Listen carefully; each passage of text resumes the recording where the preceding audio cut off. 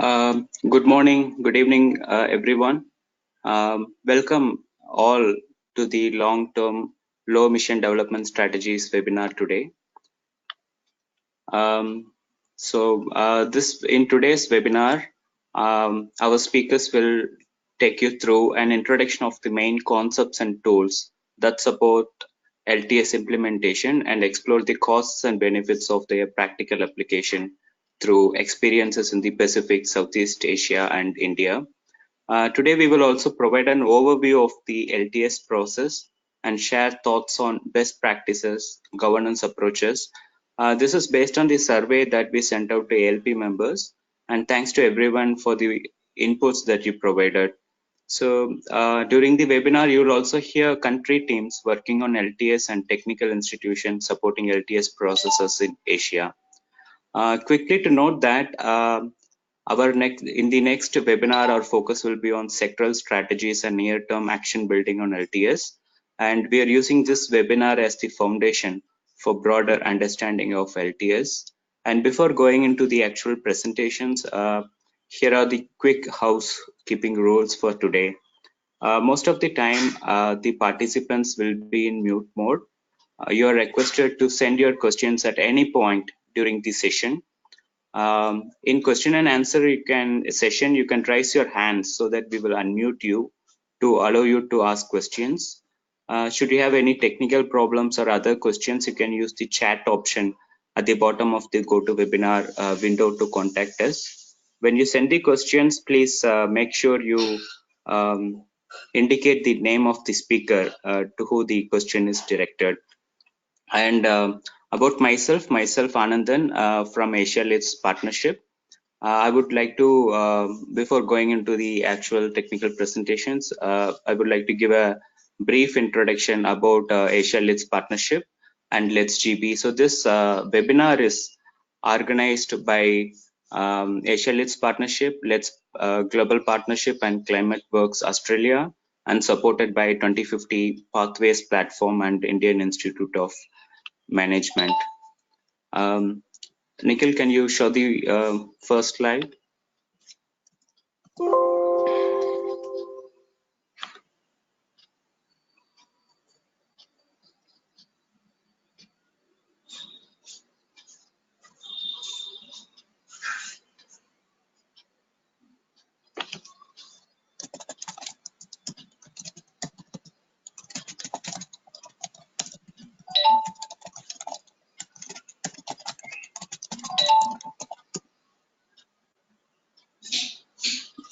Hello, can you hear me?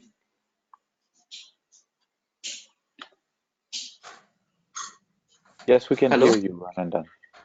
Okay, great. Sure. Nikhil, can you go to the first presentation?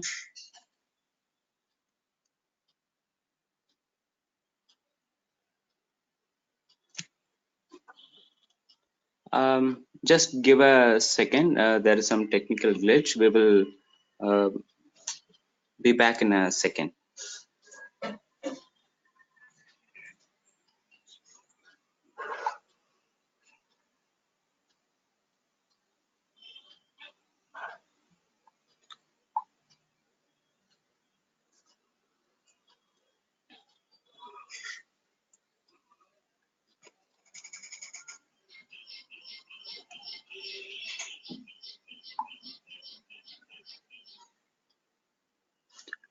Yes. So Asia Leads Partnership was launched in September 2012. It is the voluntary regional network comprised of individuals and organizations and several non-governmental sectors active in designing and promoting low emission development in Asia. This is one of the 4 regional platforms of Let's Global Partnership that was launched in 2011. It operates through the other regional platforms, including Africa, Latin America and Caribbean, and Europe and Eurasia. The main objective of Let's Global Partnership is to facilitate peer learning, technical cooperation, and information exchange. Its main focus is to support developing countries and regions. It engages more than 300 institutions across government agencies, technical institutions, international agencies, and NGOs. Very recently, Let's GB as transition, it is now being hosted by GIZ within the Support Paris Agreement project funded by BMU, German government.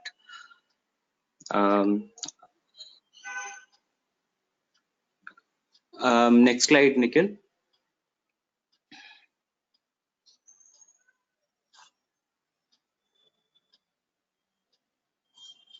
Yeah. As you all know, this SPA support project for the implementation of Paris Agreement, it has three main components, three initiatives: NDC cluster, NDC partnership, and PACPA. After this transition of Let's GB to GIZ, now Let's GB is also interested with the roles of mainstreaming adaptation approaches in all of these three initiatives and generating innovative knowledge products. Thereby now Let's GB is directly contributing to the developing countries in advancing their NDCs and its targets. Next slide, please.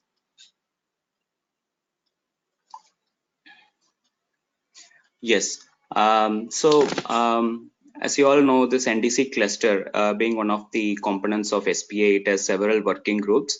ALP is now being supported by these NDC cluster support working groups, namely governance, finance, sectoral groups such as Apollo, energy, transport, and transparency. So the geographical scope of Asia-Let's partnership is the whole of Asia, including Pacific plus Australia and New Zealand. Asia-Let's partnership is hosted by ICLEI South Asia, located in New Delhi, also supported by the ICLEI regional offices located in Southeast Asia and East Asia Secretariat. So about our services, the main objectives of the partnership is to facilitate enhanced coordination, collaboration, and partnership, identify and disseminate tools, models, approaches, best practices, and thereby enabling peer-to-peer learning and foster capacity building. The partnership achieves its objectives by all of these services, which includes communities of practice. We'll give you information of existing communities of practice in the next slide. We promote capacity building by organizing webinars and in-person workshop and variety of topics based on member countries' need. We also promote knowledge products. We develop own knowledge products. We also promote the success stories that is developed by other countries, partners, etc. To have a big impact. We also support developing countries through the technical assistances provided by NDC Cluster Climate Help Desk. We also organize networking events, which provides a very good opportunity for member countries for peer-to-peer learning, etc. Nikhil, next slide, please.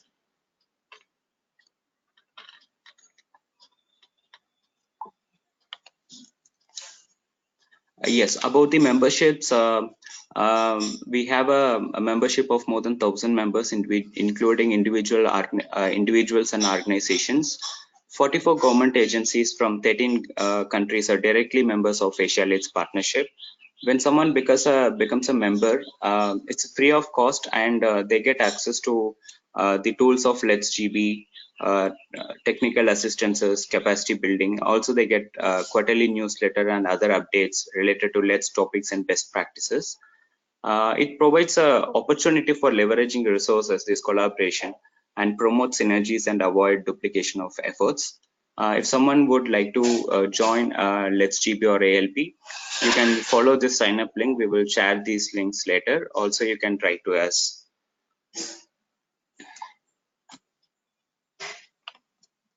About the communities of practice I mentioned earlier, based on the country's priorities, 4 communities of practice was launched in 2018. The communities of practice is a platform for group learning rather than a top to bottom approach. It consists of practitioners and experts come together, and they share and exchange experiences and knowledge together on a specified priority topic. It provides an opportunity for sustained engagement, gives continuous access to tools and resources designed to be demand driven to meet members' need. It brings about peer-to-peer learning and knowledge exchange. So these are the 4 communities of practice we launched recently: grid-scale renewable energy, clean mobility communities of practice, multi-level climate governance, and NDC finance. Under each of the communities of practice, we have planned several activities until December 2020, those which include online sessions. We give access to various tools, resources. No cost technical assistance is also provided to early mover countries. The members also get an opportunity to participate in in-person workshops, etc. So more than 200 participants representing 16 countries are already part of these communities of practice. If anyone of you is interested to join or would like to know more about the communities of practice, you can write to us. I just stop here, and may I now hand it over to Meg to carry forward. Thank you. Thanks, Ananda, for the introduction. Hi, everyone. I'm Meg Argerio. I'm the Head of International Programs at ClimateWorks Australia, and we support long-term strategies across Southeast Asia and the Pacific. And this really builds on quite a lot of work that we've been doing over the last 10 years around long-term strategies and low-carbon growth planning processes. I'm going to introduce our other panelists for today. Firstly, we have Richard Baron, who's the Executive Director of the 2050 Pathways Platform, which is a multi-stakeholder initiative to support countries seeking to develop long-term net zero, climate resilient and sustainable development pathways. And secondly, we have Saritha Vishwanatham, who is a postdoctorate fellow at the Indian Institute of Management, and she's also part of the project team that is leading the update to India's deep decarbonisation pathway. So we have decided to deliver this webinar today, or the idea for the webinar came about in response to increasing momentum to develop long-term strategies, but limited experience overall in effective long-term planning processes. So ClimateWorks, LEDS GP and Asia LEDS, we discussed and agreed that a webinar was a good point to start with, really to support knowledge sharing. In order to understand or enhance understanding of how to structure and deliver a long-term strategy process well. And this is really, I guess, us dipping our toes to understand what's actually going to be most useful in terms of a learning approach for those of you who are interested in understanding more about developing long-term strategies processes. So we're very interested to understand what you'd most like to understand about the process and how you like to learn. So as Ananda mentioned, we are certainly very interested in delivering more webinars on specific topics related to delivering long-term strategies. But there's also a range of other ways that we could, share knowledge about this process, including face-to-face options. So, for example, workshops or seminars that could be delivered during the Asia LEDS conference later this year, for example. So after today's webinar, which is really just a sort of a taster or a teaser as a sort of very high-level introduction to long-term strategies and good governance approaches. And after the webinar, we'll send a questionnaire to gauge how you would like to learn more about this process going forward. So you can let us know the topics that you're interested in learning more about and also your preferred modalities for learning. So right now, I'm going to hand over to Richard Baron, who is going to outline some of the benefits of long-term strategies and share some examples of different approaches. Richard, over to you. Thank you very much, Meg. I hope you can all hear me. So this is Richard Baron. I'm Executive Director of the 2050 Pathways Platform. And what I wanted to do just now is to give you a bit of a state of play of long-term strategies as we understand them, and maybe to correct slightly what Meg was saying, the 2050 Pathways Platform is indeed there to support the development of ambitious long-term strategies. There are a number of countries who are indeed seeking net zero emissions and other countries that are not quite there yet, and we're not being selective from that perspective. I think we're trying to work out long-term strategies that work for countries in their context and to understand the challenges there. But just to come back to the topic of long-term strategies as such, to those of you who may not have seen the details of the Paris Agreement, there is an invitation there for parties to develop long-term low-emission development strategies with a stress on long-term and development, I suppose. And it's an invitation. It's under Article 419, an invitation to do so by 2020. The UN Secretary General reiterated his invitation to countries to come forward with such plans for the climate summit later in the year. So this is a bit of the political background to it. I think these are important on many grounds, but they're important in particular to see how, over the long term, the ambition of countries line up with the ambition of the Paris Agreement, which is to create a balance between emissions and sinks, so returning emissions to what we refer to as net zero by the second half of the century. The long-term strategies are not just actually seeking to give a long-term picture, but as we will show in a second, is also to indicate what that might imply in terms of short-term actions. This is actually quite an important component. I think on the domestic front, the long-term strategies, because they look at potentially significant transformations to an economy and society, are there to unpack the long-term drivers of emissions, to show what might be the pluses and minuses, opportunities and costs, and to engage a discussion that it is easy to avoid otherwise. Assessing the risk and opportunities, the vulnerability to climate impacts, the economic vulnerability to the transformation that's called for. This is the essence of what a long-term strategy process ought to be. But in a sense, the long-term strategy should be a plan to elaborate a climate policy that is compatible with the country's development priorities. So I don't know if the slides are up, Meg. Yeah, so next slide, please. Yes, so this is an indication of what a long-term strategy exercise might deliver in the end. So if you look far to the right, around 2050, you see the potential to go to net zero.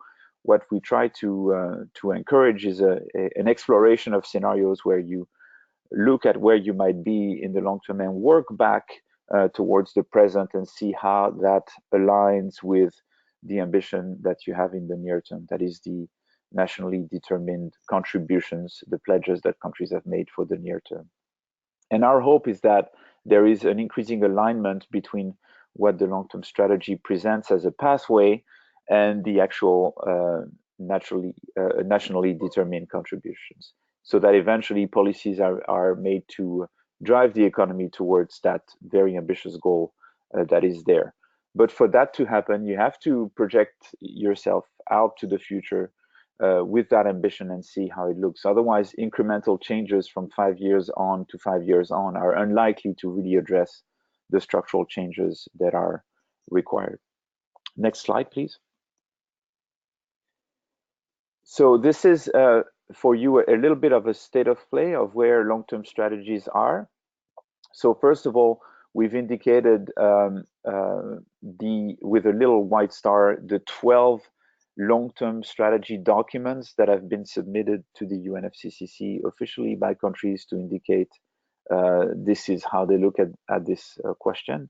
So you'll see, if you look on the far left, Canada, the US, and Mexico actually moved on first prior to COP22 and prior to the administration change in the USA, and tabled long-term strategies. I'll come back to those. They're a bit specific, but there's a range of other countries in Europe, but also if you look at Fiji, Marshall Islands, and most recently Japan, that have tabled their long-term strategies.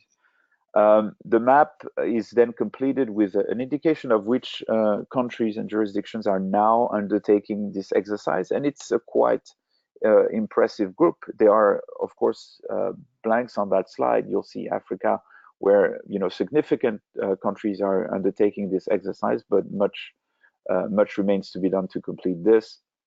The Middle East as well hasn't shown a great deal of interest yet, but other than that, of significance in China and India, there's very important work strategies themselves. So we're pretty confident that those two countries will have delivered their long-term strategy by 2020. We're also aware and working in cooperation with ministries in Indonesia that have also indicated that they would table their long-term strategy by 2020.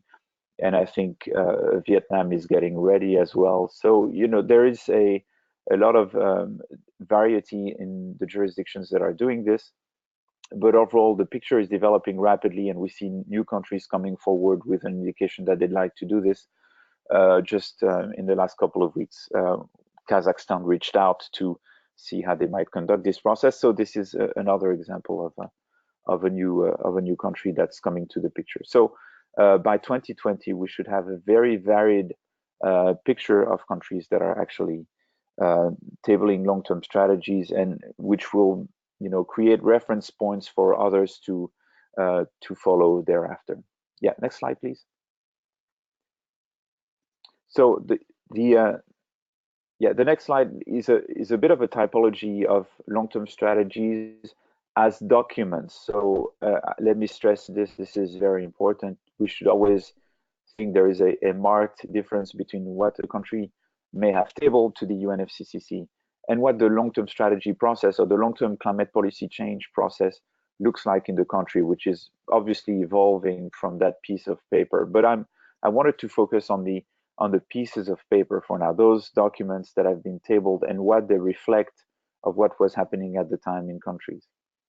So starting from the left, you have first those who endeavored an exploration of the long-term future and of their greenhouse gas emission pathways. So you see there mostly model-based, so a quantification of long-term emissions and an exploration of different long-term outcomes. The purpose of those might be to look at what various technologies might deliver to a particular economy. When it comes to low carbon, you see scenarios that look at whether or not carbon capture and storage might be utilized, whether nuclear is an option or not, the pace at which renewables might develop and their cost, and to show how that would affect either the cost of reaching a certain emission level or the emission level itself. There are also explorations of what might be alternative choices on land use, whether it is for carbon sequestration as such, whether it is for biodiversity, whether it is for biomass crops, and so on and so forth. Those exercises might also look at how the rest of the world is evolving and showing how that impacts the national picture. I think going forward, because most countries are highly dependent on what the rest of the world does in terms of trade and so on, it's important to note that how the rest of the world evolves does affect a number of important factors in the economy to deliver low carbon. So for instance, a highly ambitious global effort will depress fossil fuel prices internationally, which might have good trade balance effects for those who are importing those fossil fuels during the transition, and allow them to increase prices with carbon taxes and the like. But you know, different scenarios will play out differently. And last but not least, very importantly, those documents were an opportunity to initiate a domestic discussion about how the country would evolve over the next 3 decades to meet its ambition as a signatory of the Paris Agreement. So turning to the middle section here, we have the visions and the pathways exercises, which are essentially following what I was just describing in the opening slide, which is a backcasting from a long-term vision. There you have countries who have fully taken the measure of their responsibility and their ambition vis-a-vis the Paris Agreement in the long term, and let's say would decide that they need to reach net zero emissions by various dates into the future. It's interesting to point out that Finland has just done so with an aspiration to be carbon neutral, as we refer to it, by 2035. I think Sweden is looking at 2045, Iceland at 2040, and then there are a number of other countries that have actually tabled carbon neutrality goals. But so in those cases, for those visions and pathways, the head of state has an aspiration and says, I'd like my administration and stakeholders to work towards a scenario and a strategy that would deliver net zero by such and such date. From there on, there's an effort to explore what the sectoral strategies might be to deliver on this, what might be the technology roadmaps and the policy roadmaps to deliver this ambitious goal. And it starts building a low carbon emission and growth trajectory. Some of these exercises also look at the macroeconomic picture, they look at the jobs picture, even though it's over a very long time frame, but try to establish and make the case for how this ambition and this pathways of emissions can be delivered in harmony with the economy and the evolution of society. Those that have done so are, for instance, Fiji, France, and Republic of the Marshall Islands.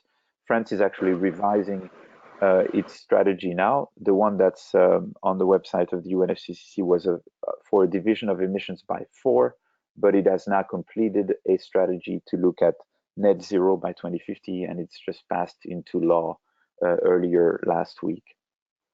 And then the last but not least, and you see the title is at the bottom of the slide, so I apologize. It's more the declaration of intent, and it's not less meaningful, but this is essentially countries that report on the fact that they've had extensive discussions. They put on the table their climate policy as they stand, the sectoral objectives, the challenges, and indicate to the rest of the world that they're seriously looking at how to really reduce their emissions. This is a process that they're getting started, and in some cases they do not completely do the quantification exercise, but nonetheless come out and say, we will do this. This is what it looks like. This is the ambition we're trying to achieve, and they take a stance on this. So essentially, if you look at Germany, the UK, or Japan, this is an indication of where they'd like to be into the future, an indication of what the main pillars of those actions might be, but they don't give a full pathways of emissions or the full picture, but just indicate that this is the ambition that they have, which is equally valid. It sets the tone for the international community to follow suit. So this is the typology as we see it now. This is by no means a reflection of everything that's happening domestically to deliver those documents, but this is what we have seen, and we're likely to see more of the same along those categories as time progresses. The one thing I should stress is that we focused here on mitigation. There is a strong tendency for the long-term strategy work to focus on mitigation. Nonetheless, I think there are going to be cases where countries that are going to undergo significant impacts and are already doing so. We need to reflect on those, including to see how their mitigation activities might be affected to deliver on their long-term ambition. Next slide, please.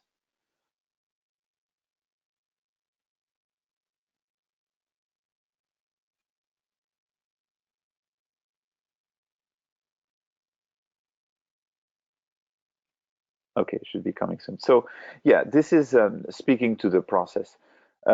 We see a number of different stakeholders that have to be engaged in order to deliver a strategy that is robust, that delivers action.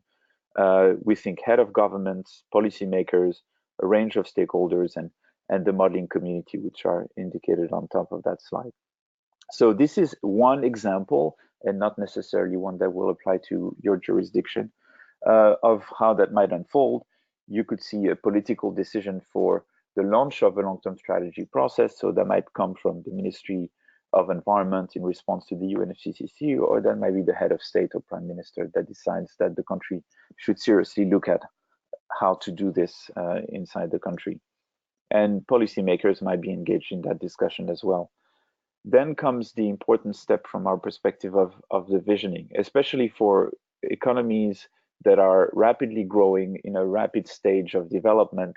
They need to project out and say, okay, by 30 years or 40 years ahead, this is what I aspire to as an economy, as a society. This is how I see the citizens of the country. This is how I see sustainable development goals playing out. This sets the frame under which the low carbon development strategy ought to be developed. The priorities in terms of economic developments have to be front and center, because that won't suit otherwise. Then comes, or in parallel comes, the modeling exercise, the quantification, the deliberations over assumptions about what technologies might be available, how the rest of the world behaves, what policies are in place to deliver those technologies, and so on. But at least to create a picture, an objective or quantified picture that the stakeholders can start discussing. Because otherwise you work around a vacuum. There are assumptions being thrown back and forth. We can do this, no, we cannot. I think a quantification focuses the mind and allows to debate much more productively. The stakeholder consultation, which is the fourth step here, is essentially seen in that context. I think this is where also it's important to have all stakeholders, not just those who stand to lose or not just those who stand to benefit from the evolution that's being described, so that there is a transparent discussion over what might be, in particular, the significant trade-offs, so that those could be accommodated by policymaking. And last but not least, and this is a stage where few countries to date have actually developed fully what the policies and measures might be to deliver on their strategy. The UK is one, and France is moving in this direction, and there might be others. You see the policy and regulatory and institutional actions, because those long-term strategies in many cases do indicate policy developments that are quite radical from what may have happened so far. So there has to be an indication of how and when this is going to happen, what's on the table to deliver on the changes that the long-term strategy is calling for. So this is, if you will, a process that you might adjust to your jurisdictions, depending on the regime and on the decision making. But we feel that for a robust strategy, so one that stands the test of time, you need to have those broad-based consultation, and that governance aspect to us is critical. A journal article that describes an emission scenario is not enough to actually make a strategy work for the country. And because I was just mentioning robustness, I think I'd like to add that the long-term strategy is also a process. There is considerable uncertainty when it comes to 2050, so it's important to keep in mind that it has to be revised, that new assumptions have to be thrown in. What was infeasible in terms of electric vehicle and renewables 10 years ago is now feasible. You would not want to be stuck with a strategy that was done 10 years ago, because a lot more can actually be done. Next slide, and that's the last substantial slide for me. From our perspective as a 2050 Pathways platform, and this is a set of quasi-recommendation we make to countries, ideally a long-term low-emission development strategy needs to answer the following question: how will the decarbonization and climate resilience agenda support socioeconomic development? So this interaction between the socioeconomic objectives and climate policy have to be constantly part of the discussion. I think it's also important to avoid thinking incrementally, because thinking incrementally is why we are where we are now from a climate perspective. We have to think about structural changes, and a backcasting approach, so one that looks at the long-term future and an ambitious long-term emission reduction, will tell us more if you work back than an incremental approach from today. As I said, the process has to be inclusive and deliberative, including local government, businesses, and civil society. I'm mentioning those because we see a dynamic where local governments often are more ambitious and more confident in their ability to deliver ambitious reductions, and can help the government realize that there are, in fact, many more opportunities, including from a local citizen perspective, than there might be cost overall. So this is an important component, this reinforcing mechanism. Businesses are also actually increasingly putting forward plans, including in sectors that might be really seen as challenging, like cement and steel, and saying we are aspiring to carbon neutrality by 2050. And I think this is telling the rest of the world, where those same sectors are active with basically the same technology and sometimes the same multinationals, that this progress is actually within reach. So very important. And last but not least, civil society. has to be there to express how they see the challenges for them, so that they make sure that the policies are going to be aligned and taking care in an equitable fashion of different parts of society. The next important point is that trade-offs should be on the table, but we shouldn't forget that there are also very significant co-benefits in terms of local health, air pollution, energy security, trade balances in some cases, that have to be put forward on the table as well, including to interest the ministries of finance, who wonder how much this is all going to cost. Well, it's going to cost, but it's also going to bring benefits, economic benefits as well. There has to be a review of the strategy. I just stressed that. And last but not least, there has to be a constant link back to near-term policy. What infrastructure choices need to change now in order to facilitate the transition that is in the strategy to 2050, and also indicate broader reforms for what we refer to as alignment of climate protection and development. Let me just show the next slide very quickly, which lists a series of documents that would help you on this journey. I won't list them all. The last to the right is Horizon to Horizon. Meg, also on this call, was one of the authors of this work, and it's a very good guidance to how to build long-term strategies, even though it was originally designed just for the Pacific Island states. But I really recommend you to look at all these documents. And I would like to finish on a quote, speaking of small island states, a quote from the Prime Minister of Fiji. If you bring me the next slide, which is the last, which essentially gives the philosophy of our work and of the presence of long-term strategies. So I can remember it actually pretty well, but here it is. Having a good plan is not a sufficient condition for success, but not having a plan is always a recipe for failure. And I think the long-term strategy article in the Paris Agreement is there to encourage countries to actually have a sufficient knowledge of the future and be prepared for what's to come. On this note, I'll stop here, and thank you very much for your invitation to present this today. Thanks so much, Richard. That was fantastic.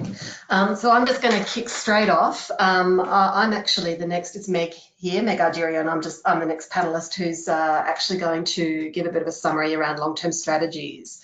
Anne and Dan, I'm going to let you drive unless you prefer that I drive. So I'll just assume that you'll change my slides for me.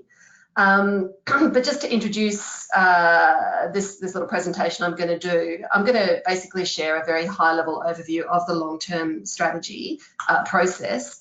And as Richard just touched on, the process that I'm going to outline is one that was developed as part of the Horizon to Horizon guide that we delivered for the Pacific Island countries last year. The framework itself is generic, and the Horizon to Horizon guide just includes some additional context that's useful for Pacific Island countries to consider. So this is going to be very, very high level. We could spend a lot of time talking through the different stages of a long-term strategy process. And really, so we do invite you to provide any feedback after the webinar on where you would like more information. So we could easily, there are some sort of key stages in the long-term strategy process that we could easily spend a whole webinar on. So please feel free to share that with us. And after I talk through the overview of the long-term strategy process, I'll also just give, again, a very high-level summary of some of the principles of best practice governance. We know that there was strong interest in this topic from those of you who responded to the questionnaire. So we'll give you a taster in this session, and again, we could easily design a whole webinar around this in future. So if you could just flick through, Anne and Dan, we could actually flick through 2 slides until, yeah, you can go to the. Okay, you can go straight to the next slide, Anne and Dan. Thank you. Okay, so our approach basically outlines an 8-step process that's spread over 3 phases. And as Richard touched on, you can find this process described in detail in the Horizon to Horizon guide. Today I'm just really going to focus on the first two phases, which are preparing for your pathway and then developing your pathway. And I won't go into any detail around pathway implementation, which is kind of the phase focused on how you actually then start to embed it in policy and regulation and so on, and seek financing and those sorts of things. And really, we've taken the approach of assuming that the long-term strategy process has been agreed on at a political level, and it's been tasked to a particular ministry. And so this guidance is really designed to inform a ministry or a government department on how to design a process. It's a framework, so it's not prescriptive, and different countries will place different emphasis on the various steps in the process, or might choose to exclude some steps altogether. So there's no right or wrong way to do this. This is basically guidance based on what we've learned about doing these kind of processes over a long period of time. You can change slides, thanks. So the first step focuses on building the right pathways team. So starting with the governance structure and setting this up well in order to enable the effective development and implementation of a long-term strategy. So ideally, overall governance for the project should sit with either an existing or a built-for-purpose committee or body with a good degree of authority and political backing. So someone who's actually got the clout to implement the project well and to get the buy-in that's needed from across various areas of government. And I'm going to talk more about that later on. And then, the project team itself should really be a multidisciplinary team with the skills that are needed to oversee and deliver the strategy. So this would include, obviously, project management skills, but also policy expertise, sectoral and economic modelling, stakeholder management, and communication skills. Next slide.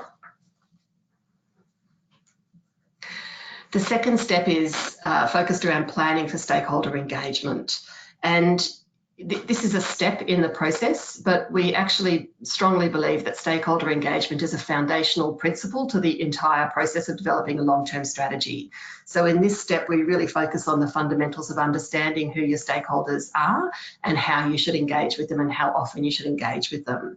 But really, it provides the foundations for stakeholder engagement across the duration of the long-term strategy process. So again, if you refer to the Horizon to Horizon guide, and I'll give you a link for that later on, you'll see that there's actually a whole lot of resources that are included in there to support the stakeholder engagement process. So, the stakeholder analysis and engagement processes. But the kind of key steps in your stakeholder engagement planning process are firstly to identify and map stakeholders, to understand how, when, or why you should engage with various stakeholder groups throughout the process. And so we like this kind of a tool. You'll see this graphic here that helps you to prioritise how much engagement you should do with stakeholders based on, firstly, their level of influence over the process, and secondly, their level of interest in the process as well. And then you use this information to inform the development of a stakeholder engagement plan. And so that again describes, how and when you engage with those stakeholders throughout the process. Next slide, thanks. Step 3, assess readiness for pathway development. So in this stage, really the focus is on understanding sort of the groundwork that exists already that can support a long-term strategy process. So this would include things like mapping existing strengths in policy and gaps in policies and plans, looking at existing institutions that could support the process, and looking at human capacity and resourcing as well. It's also useful in this stage to map and review previously used models and analytical approaches. So what modelling or analysis has been done previously that can inform long-term strategy development, what can be built upon, and where might gaps exist where new modelling approaches or new expertise is needed. And as part of that process, it's also very important to identify or to assess the data quality and to identify any key gaps and determine an approach for how they should be dealt with. Next slide, thanks.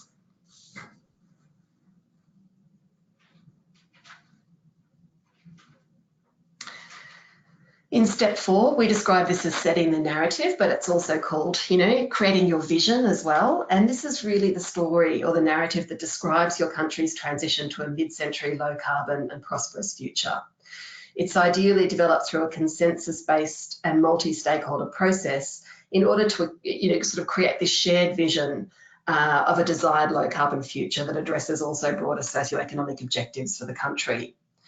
And this vision helps to create the boundaries and the priorities that guide the analytical process that happens in subsequent steps. So it's a really important process, and it allows for a high degree of ambition, not only in terms of climate action, but also in terms of broader outcomes that a country may want to achieve. We find that the 30-year time horizon is kind of long enough, far enough away, that people are often open to being quite ambitious in what sort of outcomes they're looking to achieve. So it does sort of allow for that sort of transformative thinking. And that then is used to inform the development of a dashboard, which is really, sort of the high-level indicators that can be used to assess progress over time. So some of the typical ones that you'd expect to see in this kind of a process would include changes in GDP over time, changes in emissions over time, changes in poverty rates, employment rates, and it can even include things like environmental metrics, such as air pollution or changes in deforestation rates. So these, indicators really should be country specific and focused on what the country is really looking to understand in terms of what the long-term strategy can deliver over time, and then be able to track progress against those going forward. Next slide, thanks. So in step 5, we focus on developing and iterating scenarios, so really doing the analysis for the project. And I just want to stress here that it's important to understand that modelling is not the purpose of a long-term strategy. Modelling is a tool that's used to support enhanced understanding of how the desired end state or that vision can be achieved. And as Richard touched on, there's a high degree of uncertainty over the long term. I've got a colleague who loves to say all models are wrong, but some are useful. So in other words, the focus of modelling in this stage of the process should be on testing and better understanding the plausible ways that the desired vision can be achieved. The vision or end state should not be driven by the modelling, in other words. And so modelling is typically used to do things like identify and analyse mitigation options, obviously a key focus in the long-term strategy process. Identify and analyse broader socioeconomic objectives, and really to understand how those two things interact. So how efforts to reduce greenhouse gas emissions interact with those broader socioeconomic objectives. And this then informs our understanding of co-benefits and potential trade-offs. And we think this is a really important aspect of the work, and it might be achieved in a more qualitative way than quantitative.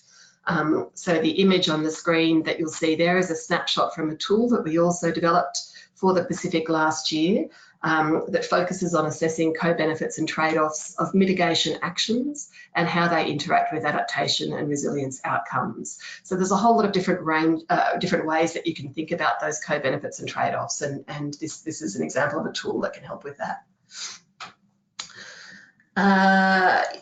In this stage, it's also incredibly important to iterate, and I think in Richard's graphic that he showed of the process, he had some nice little dotted lines that show that you sort of do your analysis, and then you do stakeholder consultation, and then iterate again with the analysis. And we think this is a really critical and fundamental part of the process, particularly given the degree of uncertainty with modelling over the long term.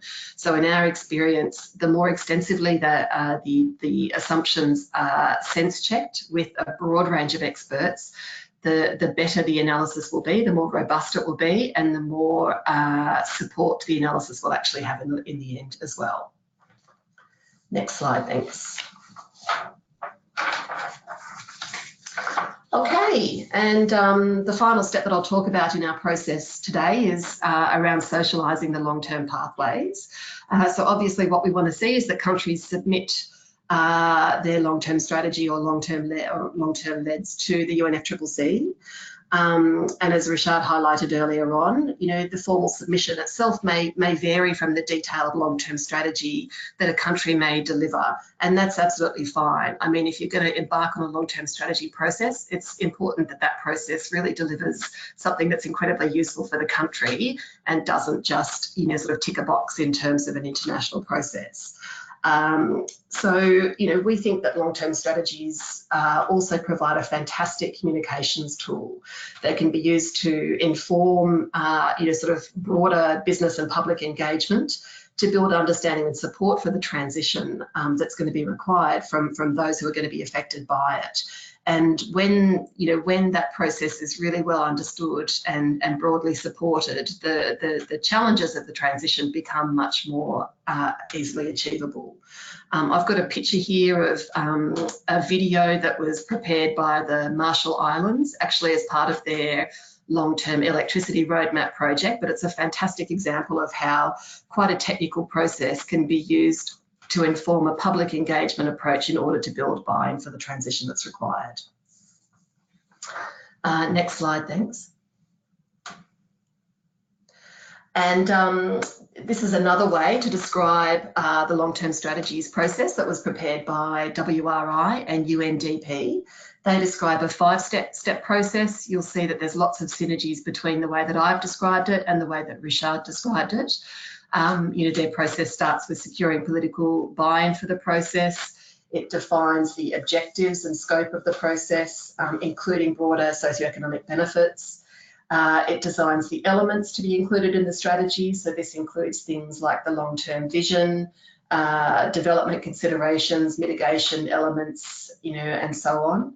Then it focuses on collecting the input. So this is the stage where the data and analysis is actually undertaken. And this could include broader things such as resource mobilisation strategies. And then finally, they recommend establishing a process of review and revision, as Richard also stressed. Next slide, please. And in fact, you can flick over one more. So I'm just going to now move on to talking about some best practice governance approaches. So there's no right or wrong way to do governance. It really is very context specific, and countries have achieved good governance for long-term planning processes in a range of different ways. So what I thought today is I would just actually spend a few minutes just stepping out what best practice long-term strategy governance looks like. So firstly, a high degree of political leadership. Basically, this ends up giving the process the political clout and the buy-in that's needed from a whole range of different areas of government and the sort of non-government sector for the process. So this can either be achieved through a high degree of public awareness for the process, so making it something that public is very engaged in and supportive of, or it can come from some sort of direct oversight by a country's parliament or by an independent body that's been empowered by the government to lead this process. And it can also be achieved as part of a national development agenda as well. And that does actually help to ensure that the process can actually sort of be sustained through changes in political leadership. The sort of second key aspect of best practice governance for a long-term strategy process focuses on having the rights or the supportive institutional arrangements to enable the process to happen. So the governance itself should generate broad ownership by stakeholders and consider the impacts on different groups in order to ensure that the process promotes equity, sort of enables coordination between key stakeholders and actors, and helps to mainstream climate goals into sector planning through laws, policies and regulations. Typically, this is best achieved by some sort of cross-ministerial body that oversees the process and who actually has the authority to ensure that the approach effectively considers those interactions between different sectors and the overall socioeconomic objectives of the country. This can be an existing body or a new body. So where an existing body either already has the sort of level of authority to manage this process or can be empowered with that authority, or in some instances, countries have found that actually setting up a new body specifically for this purpose has been most effective. The next principle of sort of best practice is around enabling legal frameworks. And so just to sort of flag here, sometimes these legal frameworks come before the process begins and sometimes afterwards. And again, it really is a country-specific approach. So some countries have chosen to drive the long-term strategy process by actually creating a legal framework for it to happen in. So this sort of approach is particularly good in a context where there's perhaps limited cross-ministerial collaboration. So those sort of processes for cross-ministerial collaboration don't exist or aren't particularly strong. Or where there's not a strong regulatory or policy environment for climate action. So by creating a legal framework, that creates the ground for that process to happen effectively. And other countries have chosen to embed ambition in the country's legislature after the long-term strategy has been developed. So the long-term strategy ends up providing the evidence base that's required for the legal and regulatory changes to take place. The next key principle is around an ability to convene the required technical capacity. So best practice governance also demonstrates an ability to organise and facilitate a multidisciplinary process to create the models and analysis needed in the process, but also to include, to sort of, bring in some of those softer skills that are very, very critical as part of this process, given some of the uncertainty around long-term modelling. So this could include expertise from different line ministries, academic institutions, NGOs or other non-governmental actors. It's good for it to include both technical modelling skills as well as policy skills and stakeholder engagement and so on. The next is effective engagement with key stakeholder groups. So I've stressed this a little bit already, but I will stress it again. Stakeholder engagement is such a fundamental part of this process, or of doing this process really well. And best practice governance means that that this is seen as a fundamental part of the process and is embedded in the process overall. And this helps to ensure that the process is inclusive, that the analysis is well understood and has been sort of stress tested, I suppose, with a range of different people, that different perspectives have been heard, particularly from those groups that are likely to be affected by the transition, either positively or negatively. And this helps to build buy-in for the required changes in the transition process. And then the final aspect of best practice governance that I would highlight would be transparency and trust.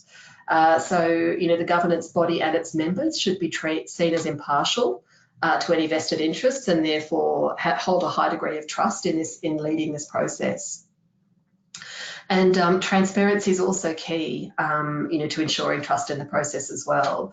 So again, ensuring the robust stakeholder engagement to sort of build that deep understanding of the process and the analysis that's being done, as well as a communication approach. And where possible, we strongly advocate for transparency and data and assumptions as well. Again, just helps to sort of build that trust in the process by ensuring that the analysis is being well understood and has been done in a transparent way. Next slide, please. So that's it, just a couple of useful resources from my end. So these slides will be shared with you and you can click on the hyperlinks in those to access those resources quite easily. And I'm now going to hand over to Sarita, and I am quite conscious that we're running a little over on time. So Sarita, straight over to you now. Yeah, thank you, Meg. Can you please share my slide? I can show my. Thank you very much.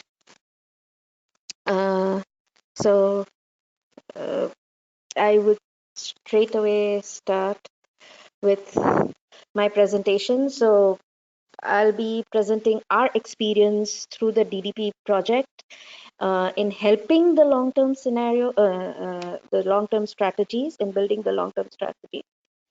Given the context, I'll be explaining about the DDP 2015 report that we helped and the methodology, what were the key insights, the limitation, giving a brief on the long-term strategy in policy planning for India, and also explaining about the current DDP phase 2. So we had before the NDC several studies which actually looked into the uh, reference scenario and uh, going towards a low carbon scenario. However, DTP project in 2015 looked into development scenarios for India to transition towards low carbon economy with which is consistent with the globally agreed 2-degree stabilization target. So ours was one of the most extreme kind of scenarios that we worked on as compared to the reference scenario. The methodology that we looked at was climate centric, and the sustainable scenario was development as well as climate centric. The convention scenario used a forecasting approach, while the sustainable scenario used a backcasting approach, taking into consideration the sustainable energy for all targets. The driver for the conventional scenario was competition. So we were looking at the assumptions of market efficiency. However, in the sustainable scenario, we looked at cooperation and co-benefits. And the only scenario was techno-economic scenario in the conventional, whereas in the sustainable scenario, we looked at the economic, social, as well as the environment aspect. So what I would like to show here is in 2008, we had a national action plan for climate change, which was kind of a vision statement for India to move towards a sustainably developed economy. And this is a portrayal of the studies, 7 studies that I showed in my first slide shows. So these are the reference scenarios. This is moving towards NDC, what kind of scenarios, and this is the deep decarbonization scenarios that we had modeled. And ultimately the government ended up for the 33 to 35% emission reduction targets towards the GDP. So when it came to implementation, so using this modeling scenarios, you get where you want, you get a target or a limit where you can set that this is the target that we want to achieve, and that is what India did. So we have 33 to 35% emission reduction of our GDP during 2005 to 2030. 40% of our generation capacity would be non-fossil fuel, and to create a carbon sink annually of 2.5 to 3 billion tons. So now in an implementation state, we already published a NDC policy document. So we had to work on the policy documents or vision statements at state and city level. And we also had to look into power sector at the sectoral level for power, transport, building, and agriculture. So what were the key insights of this report? That decarbonization is feasible for India. Electricity would be one of the first sectors that had to be decarbonized. We require an alignment of climate change policies with the Sustainable Development Goals. Early action will be vital to shape the long-term decarbonization. Uh, this process needs to be sector specific. Cities will play an important role in the low carbon actions, and regional cooperation is of utmost importance. However, at the same time, we also knew the limitations of the study. First, this research was taken at a national level. So now there was a need to focus at a sectoral level, at a subnational or state or provincial level, and even at the local city level, as India right now has 35% of urbanization. In 2050, the UN report states that we will be more than 60% of our population would be urbanized. So we need to take into consideration that kind of development when we are building on our long-term strategies. The other thing that the modeling process did not take into consideration was a behavioral change directly. And the third was stakeholder engagement. Now that we are looking into our NDCs, long-term strategies, the policy implementation, we need to take into consideration um, uh, the experiences of non-governmental actors as well. So when it comes to long-term strategy in policy planning, I went to a recent annual meeting and a question was, has there been long-term planning done before in countries? And I would say, of course. So for India, like the Constitution of India, there's an aspirational vision for the country that is there. But at the same time, we had aspects of improved standard of living, improvement of public health that was already there in the Constitution. And in 70s and 80s, we had legislation at state level and then at the till the village level as well. Apart from the environmental legislations, we also had energy legislation for coal, oil and gas, power sector. But at the same time, what I would like to show was the industry revolution. So this is pre-1990s, that is before India opened its market, how the power generation was divided versus now and in the future that there is a market that is coming in power trading as well as energy efficiency trading. So there's an economic change that has occurred in 1990. So there are structural changes that have occurred which have also influenced how India has developed over the past 70 years. So what I would like to show is that there have been environment legislations, there have been energy legislations, there's a power sector industrial revolution. At the same time, when the climate policies came into picture, that's the National Action Plan, which was a vision statement, and the current NDCs, which was more of an implementation policy document. And now, at a sectoral level, we have a national electricity plan that was a draft plan that was published in 2017. And we are working towards revision of our current NDCs and on the long-term strategies, as stated by Richard previously. So when you compare it with the international events, they the same time, so it can be kind of compared, the legislations and the acts and the processes that went over in India are almost in parallel to how international events are. So we are responding as a country to international events in terms of policy documents. However, when it comes to planning, we've had a democratic process. The 5-year plan, the last 5-year plan, it was a democratic process. So there are agencies involved, there are technical experts involved, there are industry experts that come and help in building the 5-year plan. And it is also, the document is also was placed or online, and the public could give an opinion, or any technical expert was allowed to give an opinion on various policies or statements that were made in the 5-year plan, and how the policy performance is looked at annually is through economic survey, and the same can be done for the long-term strategies. Uh, so So what? So there are acts, the policies which are medium to long term. There are mission statements inside the policies which are medium to long term.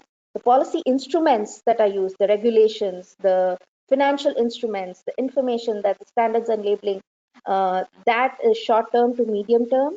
While programs are short term to medium term, and projects. So these are policy packages under a long term strategy that can be used.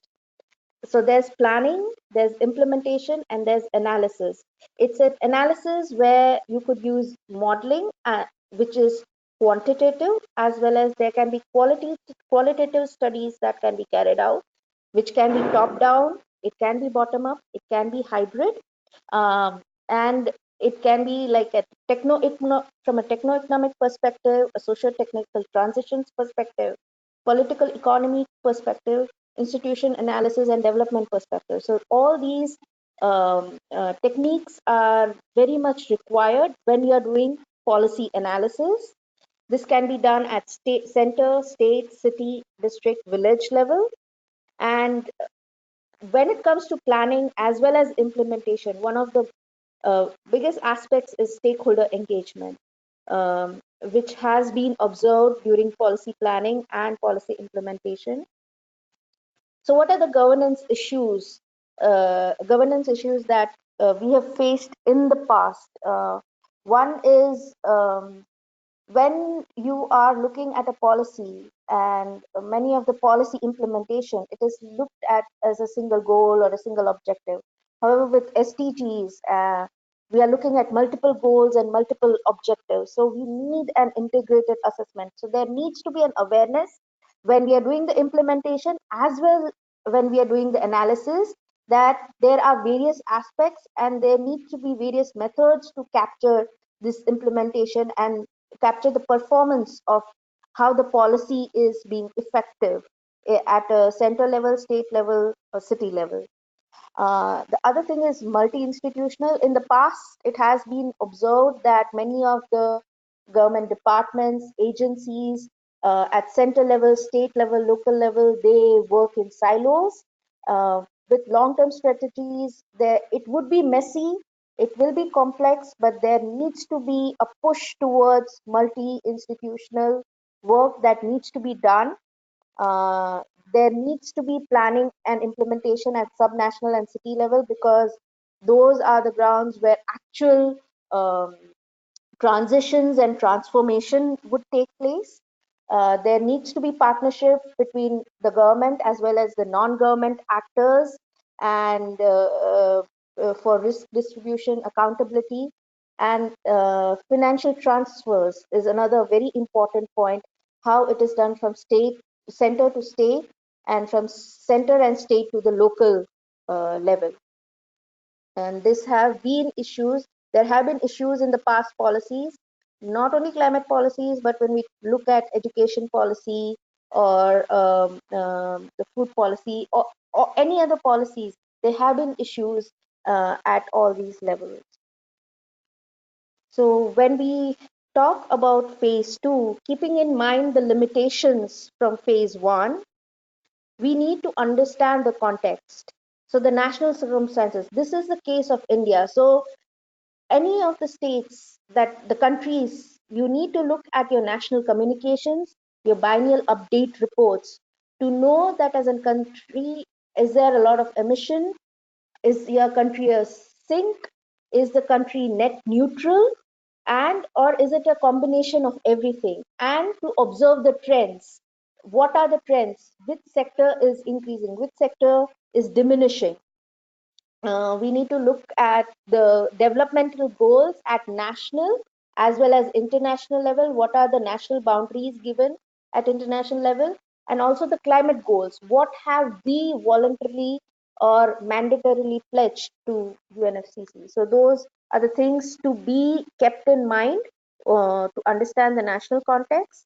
And we need to transition and transform towards a low carbon economy. And there's a slight difference. So when we talk about transition, we need to see the system. So in transition, we are talking about the social, technical, institutional, economic change. So it's from one societal regime to another. So it's like for India, we were socialistic before the 1990s and turned capitalistic. So there's a structural change, economic structural change, versus transformation is the fundamental shift in interactions of human and environmental um, uh, uh, systems, and about the feedbacks for that. Dynamic processes, so this is a non-linear change focusing on dialectics and hindrances, whereas transformation is looking at the emergent patterns of change and how do they impact the outcomes. And here in transitions, the system change is contested. It can be desirable or undesirable, and the outcome also would be shifting from unsustainable to sustainable. Here, the outcome in transformation is focused on creating a safe and just operating space to avoid undesirable system changes. And the agencies and governance, both aspects require multi-actor processes in its innovation, collaboration, and knowledge integration. In transitions, it's a disruptive intervention, but in transformation, you're looking at risk and vulnerabilities as well. You're looking at all the individual motives and values. So, and when we talk about transformations, we need to look at the governance capacities. We need to look at the agency. We need to look at the structural conditions of that agency. What is the knowledge that the agencies have? The networking. How strong are the networking between the agencies from center to local level? The institutions that are there, because there will always be a lag in the policy implementation. And the other thing which most of literature and people have not mentioned is entrepreneurship. Entrepreneurship is about the political entrepreneurship, not only in forms of leadership, but in forms of opportunities, to look at those opportunities and see what can be done to make that change happen. So I think there needs to be emphasis on mitigation, adaptation, as well as the finance required for both the actions. And we also need to look into impact on other resources, the water, land, labor, capital. This needs to be kept in mind. So obviously we are aware of the Paris climate change, the pledge, emphasis on the building resilience, protecting the poor, and transitioning towards a low carbon economy.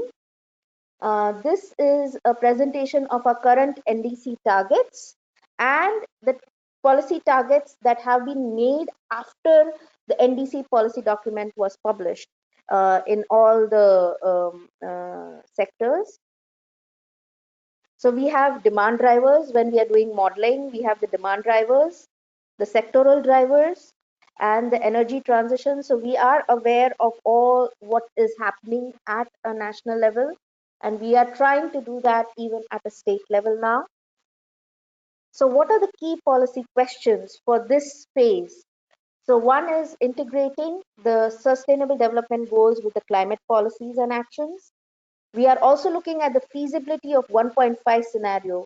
How is 1.5 scenario, is it possible for India to achieve that, to be part of that, or would it not be feasible for us? It's maybe too expensive or we cannot do it.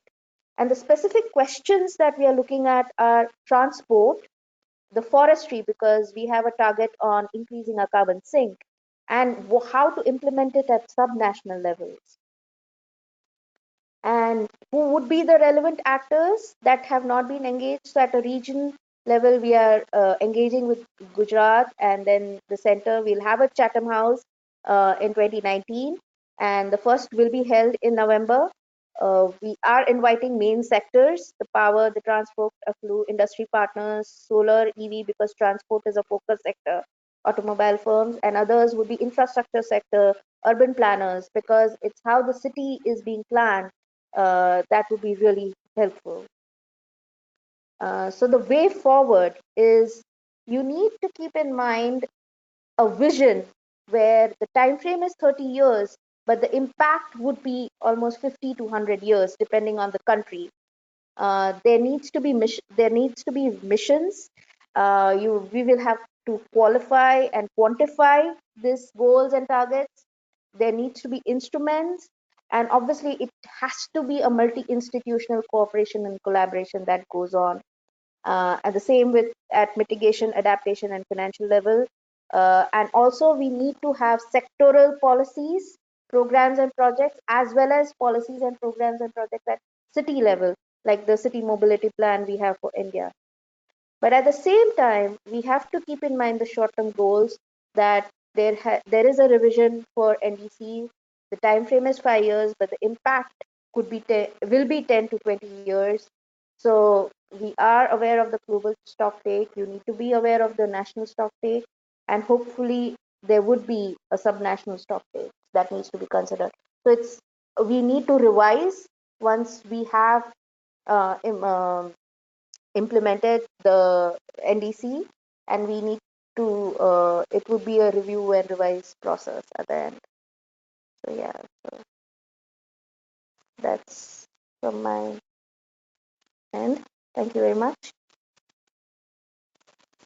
Wonderful. Thank you so much, Sarita. It was really excellent to hear, sort of basically a case study of how a long-term strategy is being undertaken in a country such as India, and really exciting to hear, the work that you're currently doing to explore the feasibility of a 1.5 degree scenario for a developing country the size of India. That's a very exciting piece of work. So, hi there, everyone. We want to open the floor up to you now to see if you have any specific questions for the panel. We've received a couple, but I know that one of them has actually been answered directly to the participant, so I'm guessing I don't need to flag that one again. And I received a question, so just a reminder, if you have questions for the panel, please send them in now. You can either text them in using the webinar chat function, or you can raise your hand if you would like to ask a question or make a comment as well. And we did send through some questions for you to consider and to bring your experiences to this session as well, based on what you've learnt around, from your own experience around sort of developing good long-term strategy related processes. So I might just very quickly answer this question, which I hope I've understood correctly. So I received a question that said, the long-term strategy governance that we've been talking about is understood to be mainly applicable at the national level, but how about the international level? So just to respond to that question, so yes, that's right. The process that I've outlined is a nationally led process, which long-term strategies typically are. And I'm not quite clear on what you mean by how it would be undertaken at the international level, apart from that it may sit under a body such as the UNFCCC. But I'm not quite clear on, whether there was another aspect to that you were hoping to understand. And if there is, then please feel free to send another question.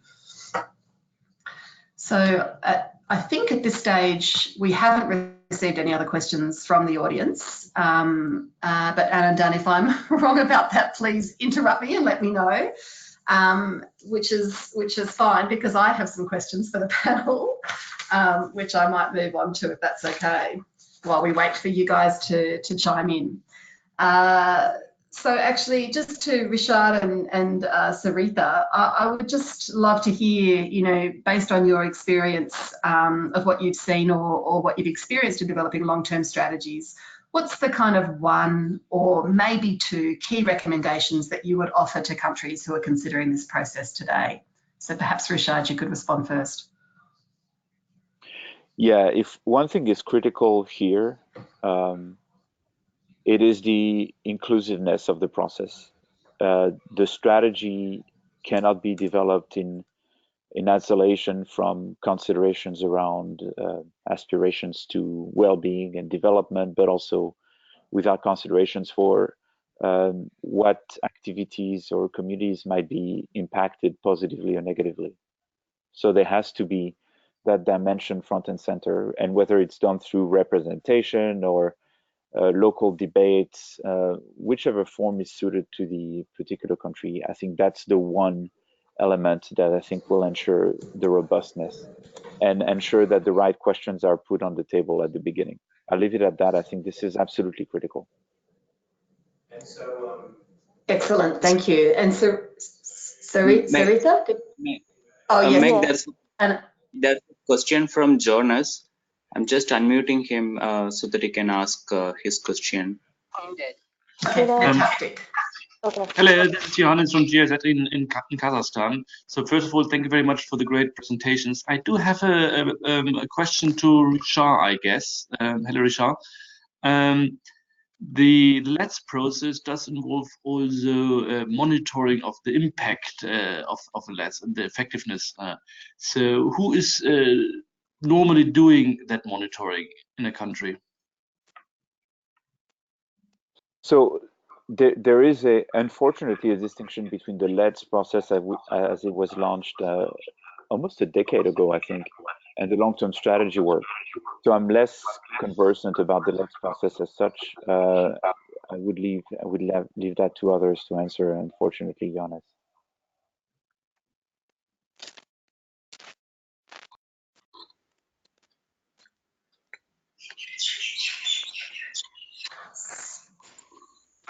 Yeah. Okay. I hope that answered your question. I'm sorry, I didn't catch your name, but the person from in Kazakhstan. Yeah, Johannes. I didn't really Johannes, answer it, okay. unfortunately. Yeah. I mean, I think you know, if I was to add a reflection on that, I think long-term strategies are still a relatively new process. So countries, as you well know, are just beginning this process or have just recently, you know, developed and submitted their long-term strategies. So I think there's still room for thinking about those kind of processes. You know, I think building off existing, you know, monitoring approaches is a good way to go. And certainly, as Richard stressed, and as we would also stress, it's incredibly important that these processes are designed with a review you know, process embedded in them, both to update the modelling, but to understand how a country is going in terms of implementation as well. Yeah. Let me complement what I was just saying. There are, in fact, in several cases, committees that are established that are independent from the executive branch of the countries, whose role is to monitor the climate policy enforcement in the country in line with the country's objectives. These exist in the UK, in France, in Sweden, and probably in other jurisdictions. And they're there essentially to do this independent assessment of how well the country is doing vis-a-vis its climate policy objectives. So it's a domestic process. It takes different shapes, but there are good examples to draw from now if other countries want to consider how to best do this. Okay, great. Thank you, Michelle. It was helpful. Yeah, I think I'll take this opportunity to answer the question that Meg had asked initially about the experience for long-term strategies. I would strongly recommend any country to know its national context, and the way one can know its national context is through the national communications that was submitted to UNFCCC and the biennial update reports. So I think most of the countries would have submitted their first and the second national communication. So you will get that country context, where the country is, the mitigation, in the mitigation of emissions, or in the adaptation towards the impact of climate change.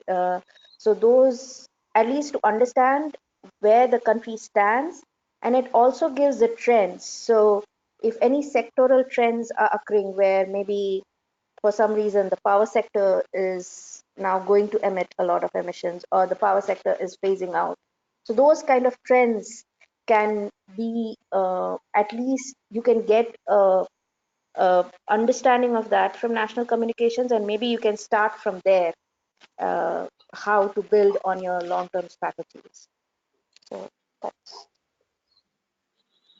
Wonderful. Thank you so much, Sarita. And I think that just about takes us up to time. So I'm sorry if there were any more pressing questions, but I think we're going to wrap it up now. So I just wanted to thank our panelists for their excellent insights, and also to ICLEI for hosting this webinar. And, you know, as I've mentioned a couple of times, you know, to you guys out there in cyberspace, listening to us talking today, we really want to understand from you guys what is going to be most useful, you know, in order to sort of support knowledge sharing as you embark on a long-term strategy process. So we will follow up with a questionnaire to understand, you know, is there other stuff about this process that you would like to learn about in more detail, and also to understand how you'd like to learn about that information. So either through future webinars, or also, you know, possible face-to-face delivery modalities as well. So thanks again to everyone for your participation, and wishing you a good day. Thank you very much, Meg. Thank you to Anandan as well, and to Thanks, Anandan. Sure. Thank you very much, Meg. Thank you, Anandan. Thank you for this opportunity. Yeah, thank you, everyone. Great. Goodbye. Goodbye.